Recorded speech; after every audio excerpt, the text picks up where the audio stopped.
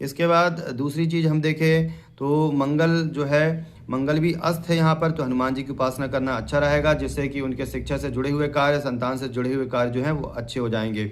इसके बाद चलें तो राहु की स्थिति यदि हम देखते हैं तो राहु जो सप्तम स्थान में बैठा हुआ है। हालांकि राहु जब शनि की राशि में होता है तो वो इतना नुकसान नहीं करता है, फिर भी ये है कि थोड़ा सा शक संदेह जो है वो इस समय हो सकता है। पत्नी के स्वास्थ्य में उतार चढ़ाव की स्थिति हो सकती है, क्योंकि पत्नी स्थान में बैठा हुआ राहु है, तो पत्नी के स्वास्थ्य से लेकर के थोड़ी सी समस्याएं आ सकती हैं।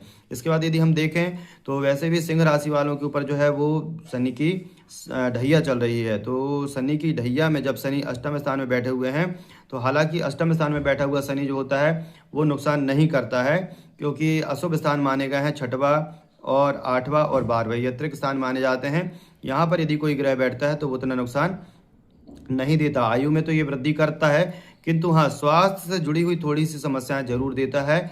और जो व्यक्ति कॉन्स्टिपेशन से जुड़े हुए हैं या जिन्हें कभी बवासीर से रिलेटेड यदि कोई समस्या रही है तो वो इस साल परेशान कर सकती है, क्योंकि जब शनि जब अष्टम में जाते हैं, अष्टम स्थान जो होता है वो कहीं ना कहीं मान के चलिए कि आपकी बड़ी आंत से जुड़ा हुआ होता है, आपकी नाभि के नीचे के अंगों से जुड़ा हुआ होता है। तो यहाँ पर शनि इन रोगों में थोड़ी सी वृद्धि कर सकते हैं यदि आपका खान पान आचार व्यवहार गलत है और यदि आपने कोई भी आध्यात्मिक उपाय नहीं किए हैं तब की स्थिति में। बाकी आप यदि आध्यात्मिक जुड़े हुए हैं, हनुमान जी की सेवा में लगे हुए हैं, तो ये समस्याएं आपके जीवन में बिल्कुल भी नहीं आएंगी। अब इसके बाद चलते हैं गुरु देख लेते हैं। तो गुरु जो है वो लाभ स्थान में बैठा हुआ है, तो कहीं ना कहीं आपके जीवन में लाभ की स्थिति बना रहा है।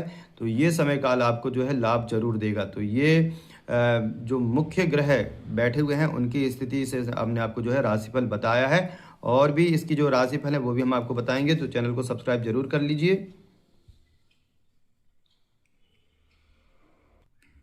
तो सिंह राशि वालों का जो फल है 2026 का, तो इसमें ये मान के चलिए कि शुक्र जो है पंचम स्थान में बैठा हुआ है, तो कुछ रोमांटिक पल पल जरूर आएंगे, लेकिन सलाह दी जाती है कि जल्दबाजी ना करें और समय लेकर के सोच समझ कर के कदम बढ़ाएं। जो सिंह राशि वाले लोग अविवाहित हैं या पहले से किसी रिश्ते में हैं, उन्हें भी इस साल कुछ उलझनों का सामना करना पड़ सकता है। भरोसे की समस्याएं उठ सकती हैं, लेकिन जैसे जैसे साल आगे बढ़ेगा स्थितियां हल्की और खुश मिजाज होते जाएंगी।